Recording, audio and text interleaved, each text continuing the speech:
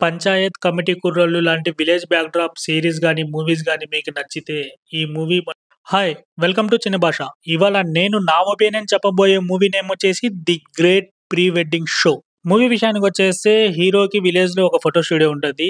ఒక పెళ్ళికొడుకు తన పెళ్లి ప్రీ వెడ్డింగ్ షూట్ మొత్తం షూట్ చేయడం కోసం హీరో దగ్గరికొస్తాడు. షూటింగ్ మొత్తం అవుతది. ఆ ఫుటేజ్ మొత్తం స్టోర్ అయిన మెమరీ కార్డ్ చిప్ లాంటిది ఉంటది కదండీ! అది మిస్ అవుతది. పోయిందని చెప్పడానికి పెళ్ళికొడుకు వెమ్మట హీరో ఎలా తిరుగుతాడు? తన్ని ఎలా ఎక్స్‌ప్లెయిన్ చేస్తాడు? ఎలా కన్విన్స్ చేస్తాడు? అన్నదే మూవీ. మూవీలో ఎక్కువ మంది ఉండరండి. మొత్తం ఒక 4, 5 క్యారెక్టర్ల మధ్యలో మూవీ తిరుగుతా ఉంటది. అందులో పెళ్ళికొడుకు క్యారెక్టర్ చేసిన అతను నరేంద్ర రవి అనుకుంటా అతని పేరు.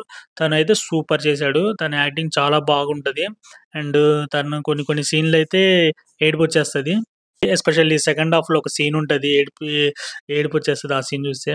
హీరో 'తిరువూరి' గారైతే సూపర్ చేశారు. యాస్ యూజువల్ తన మూవీస్‌లో బెస్ట్ మూవీ అని చెప్పొచ్చు. తన యాక్టింగ్ చాలా బావుంటుంది. అండ్ కామెడీ గూడా చాలా బావుంది మూవీలో.